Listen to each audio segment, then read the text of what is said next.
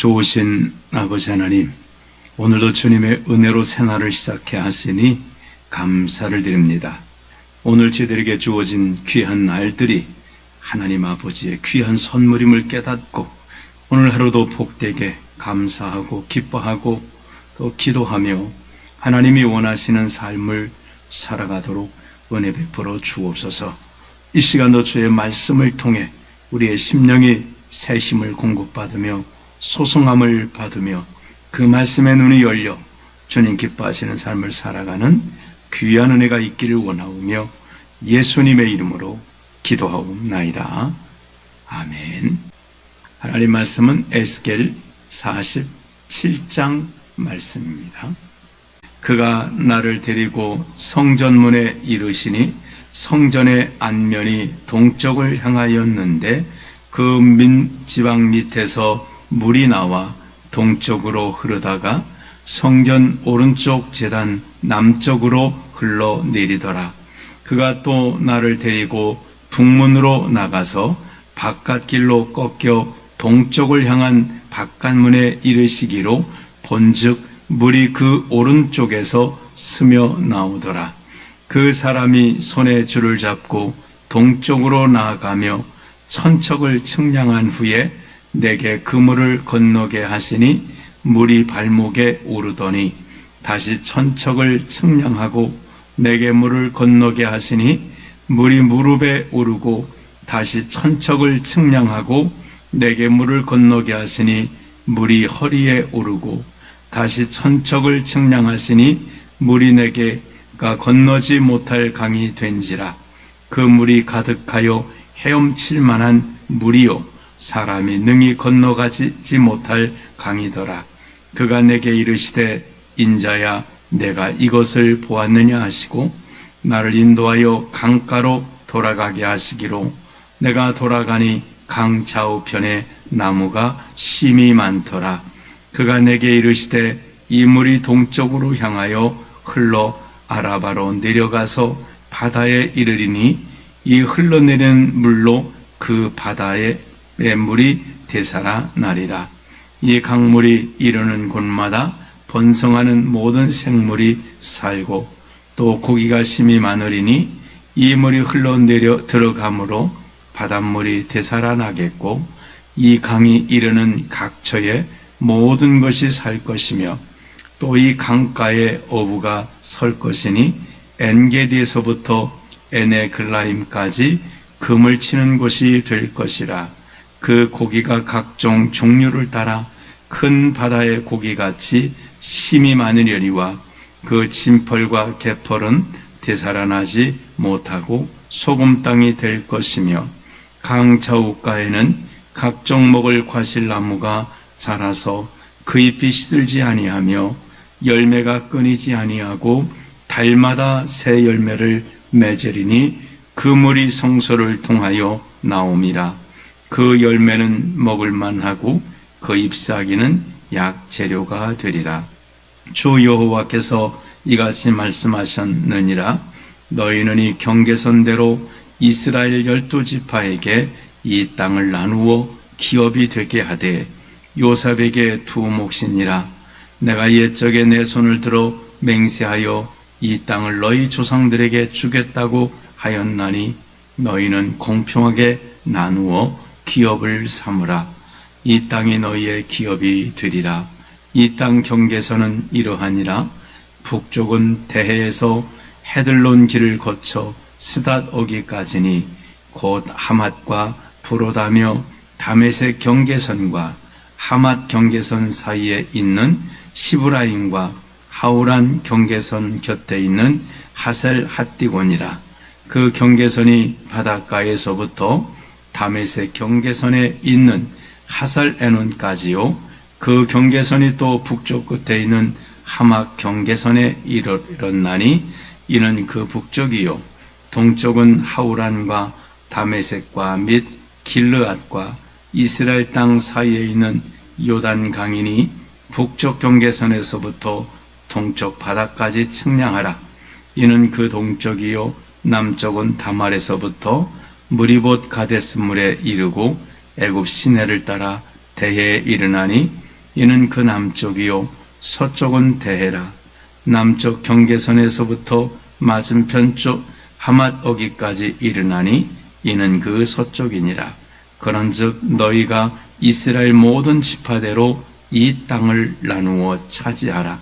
너희는 이 땅을 나누되 제비 뽑아 너희와 너희 가운데 머물러 사는 타국인 곧 너희 가운데서 자녀를 낳은 자의 기업이 되게 할지니 너희는 그 타국인을 본토에서 난 이스라엘 족속같이 여기고 그들도 이스라엘 지파 중에서 너희와 함께 기업을 얻게 하되 타국인이 머물러 사는 그 지파에서 그 기업을 줄지니라.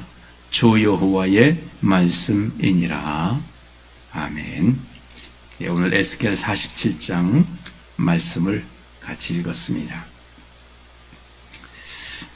우리가 읽은 이제 에스겔 말씀을 보면 성전 승량을 밖에서 안에서 또 성전으로 그 다음에 어떻게 하나님 앞에 또 예배를 왕이나 백성들이 드려야 되는지 쭉 소개를 해주고 있습니다. 이제 오늘 말씀은 무슨 말씀일까요? 자, 성전이 얼마나 중요한가 하는 것을 우리에게 소개를 해주고 있습니다. 성전문으로 에스겔을 데려갔는데 보니까 1절에 보시면 그가 나를 데리고 성전문에 이르시니 성전 앞면이 동쪽을 향하였는데 그 문지방 밑에서 물이 나와 동쪽으로 흐르다가 성전 오른쪽 제단 남쪽으로 흘러내려다. 이 물이 나왔다는 거예요. 물이 흐르기 시작하는 것이 소개가 되고 있습니다. 그래서 물이 쭉 이제 흐르기 시작해서 보니까 천척을 측량하고 보니까 발목까지 잠기고, 그 말은 성전에서는 스며 나오는 정도의 물이 조금 스며 나오는 것 같았는데 이게 천척을 측량하니까 발목까지, 그 다음에는 또 측량했더니 무릎에까지, 그 또 천척을 측량했더니 허리까지, 그 다음에 천척을 측량했더니 이제는 헤엄치지 않으면 건널 수 없을 만큼 깊은 강을 이루었다라고 소개하고 있습니다. 땅에서 중요한 게 뭘까요? 지금 이란과 전쟁할 때 지금 석유 때문에 문제가 크잖아요. 그 호르무즈 해협을 이제 가로막고 있고, 또 홍해 쪽에 있는 강도 가로막고 있고, 여러 가지 그것 때문에 어려움이 많이 있어요. 왜냐하면 에너지잖아요. 에너지 없이 어떻게 살겠습니까? 에너지 없으면 전기가 되겠습니까? 수도가 되겠습니까? 뭐가 되겠습니까? 에어컨이 또 되겠습니까? 그런데 정말 기름은 없어도 어떻게 대체로 살아갈 수 있을는지 모르지만 대체할 수 없는 게 있는데 그게 바로 물입니다. 물은 우리 생명을 위해서 절대적이에요. 예를 들어서 전기 없는 데서는 살 수 있어도, 에어컨 없는 데는 살 수 있어도 물이 없는 데서는 살 수가 없습니다. 그러니까 나라마다 큰 물들이 있어요. 강이 있어요. 우리나라도 보면 한강이라는 큰 강을 중심으로 또 여러 강들이 지역 있어서 그 강을 통해서 농사도 지을 수 있고 식수도 얻을 수 있고, 그래서 그렇게 살아갑니다. 성경도 마찬가지죠. 성경에서도 이 물이, 그러니까 강이 얼마나 중요한지를 소개하고 있습니다. 강은 이제 물이 가장 많이 차 있는 곳을 말하죠. 바다는 그 소금물이기 때문에 바다는 빼놓고 이 강물이, 먼저 에덴 동산이 어땠을까요? 에덴 동산에 보면 강이 에덴에서 흘러나와 동산을 적시고 거기서부터 네 갈래로 갈라져 그 네 근원이 되었다. 그래서 무슨 강 이렇게 나오지 않습니까? 에덴 동산에서부터 물이 나왔다는 거죠. 그래서 그것이 온 세상의 강줄기가 되었다는 겁니다.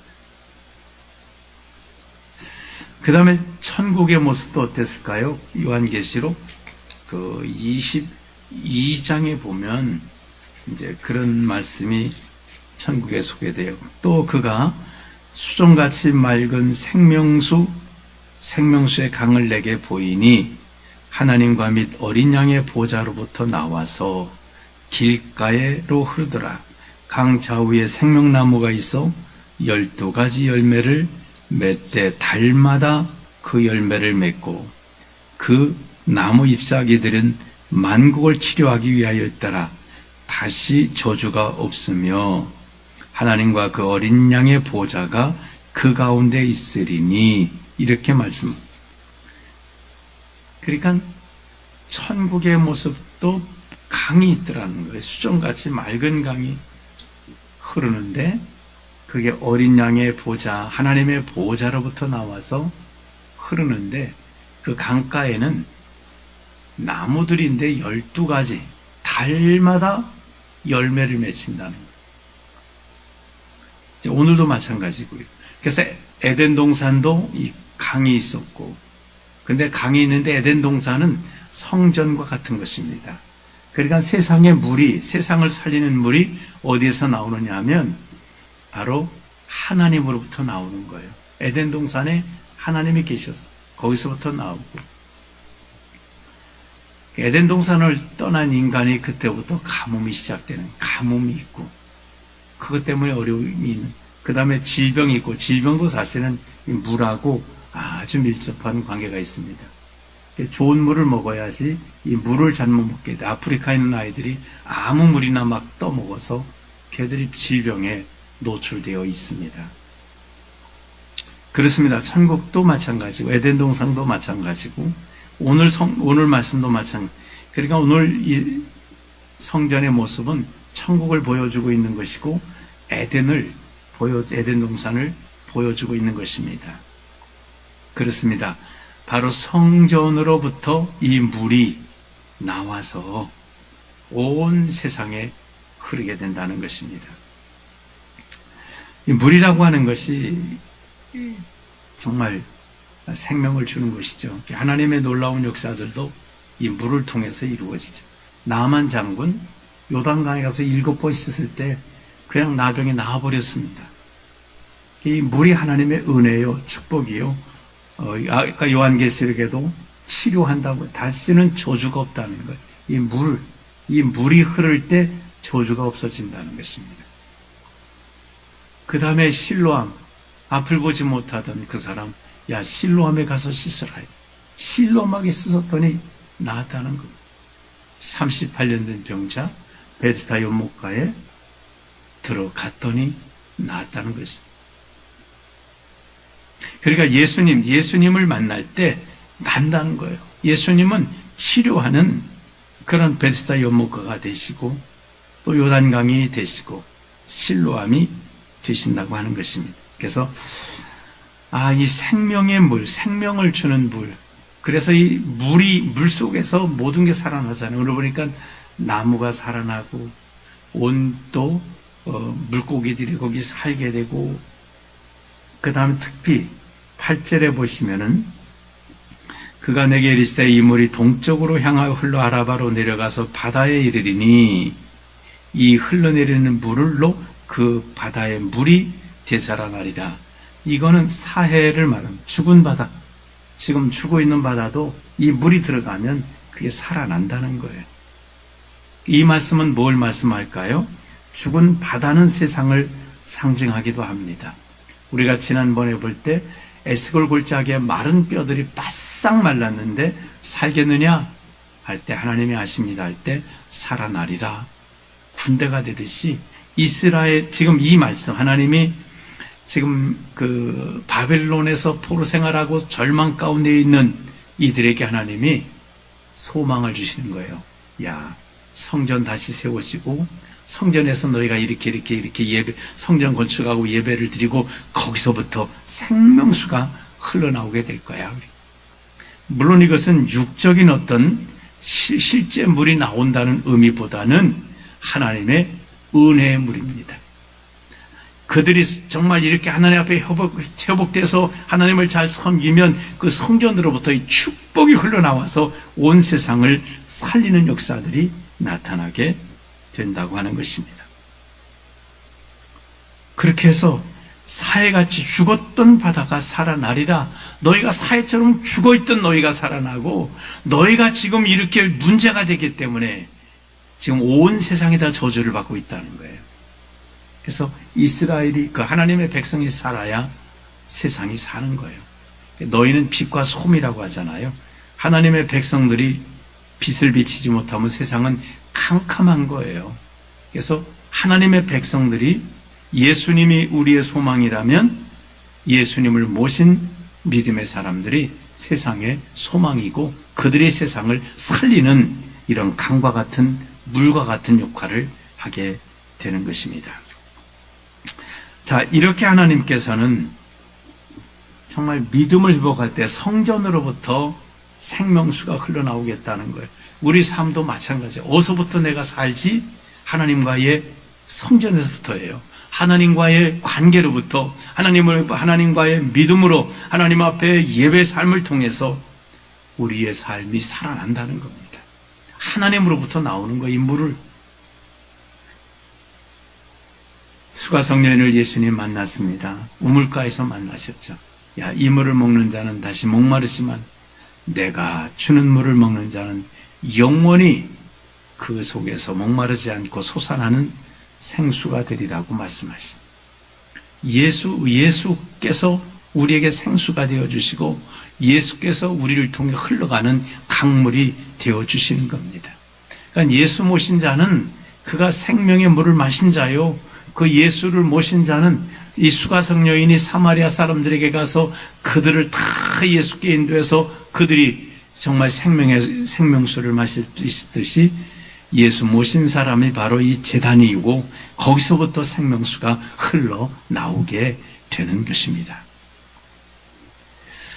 10절에 보면 또 이 강가에 어부가 설 것이고, 엔게디부터 에브라임까지 금을 치는 곳이 될 것이라. 그 고기가 각기 종류를 따라 큰 바다에 고기같이 심이 많으리라. 생명을 살리는 역사들이 나타나 고기들이 막 많아지겠다고 하는 겁니다. 11절에 그 진펄과 개펄은 되살아나지 못하고 소금 땅이 될 것이며, 그러니까 이건 자동으로 되는 게 아니에요. 하나님의 은혜가. 자, 물이 흘러가는데 진펄과 개펄은 살아나지 않는다는 거. 왜 그럴까요? 하나님의 은혜라는 거.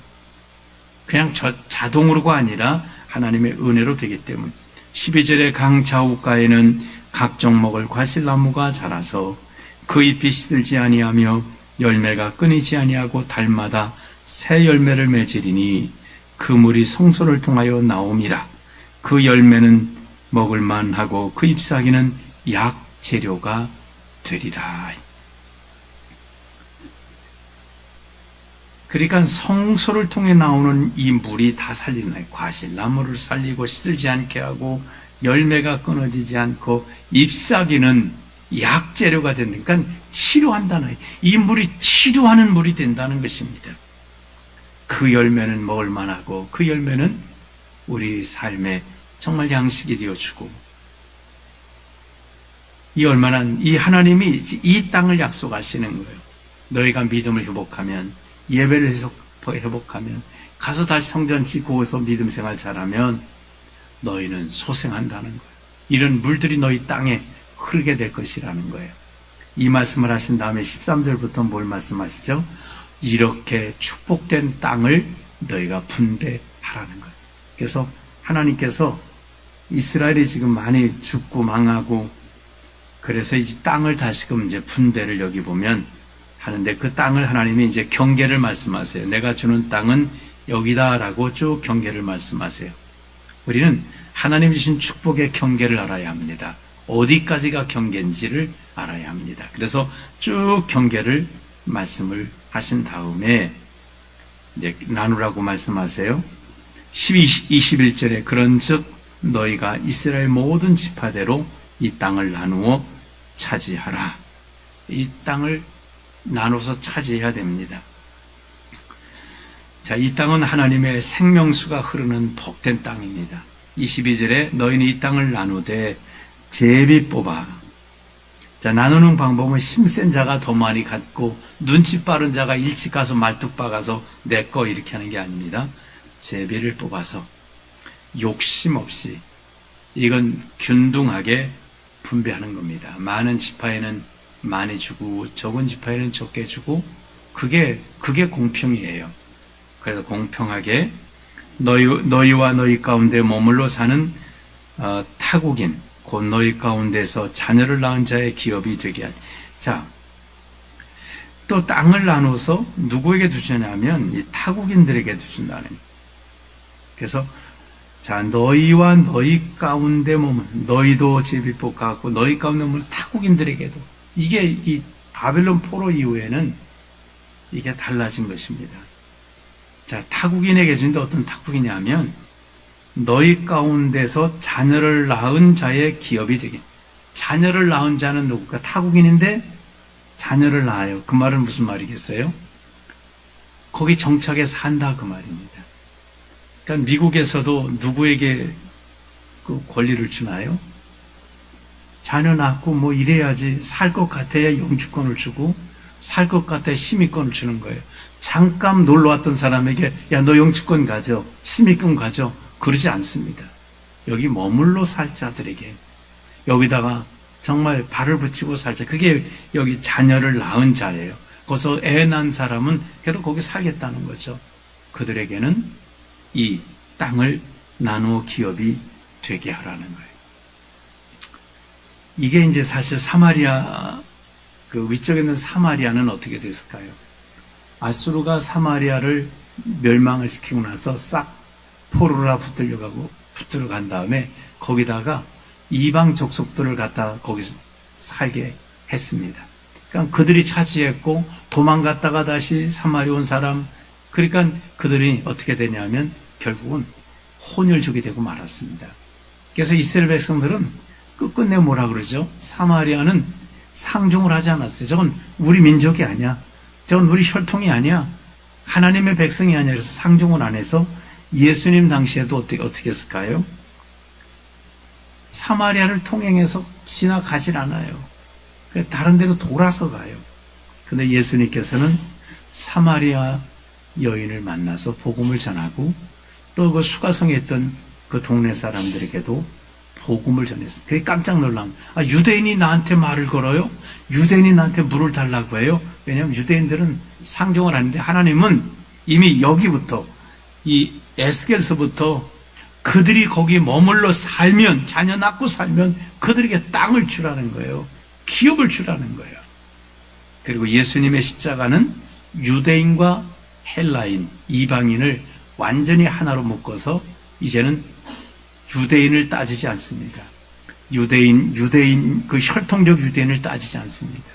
믿음을 가지면 나 아브라함의 자손이다 라고 바울은 그렇게 말했습니다. 그래서 이제는 예수 십자가 아래에서는 유대인이냐, 그 이방인이냐, 이거 전혀 관계 없습니다. 아무 관계가 없습니다. 여기서부터 하나님께서는 그런 모습들을 보여주고 있습니다. 그래서 타국인이 머물러 사는 그 지파의 기업을 주시니라 여호와의 말씀이니라. 이렇게 기업을 타국인들도 나누어 가질 수 있도록 하셨습니다. 오늘 우리는 이것이 성전으로부터 시작되고 결국 이스라엘 백성들, 지금 바벨론 포로로 살아가는 그들에게 소망을 주고 있는 말씀입니다.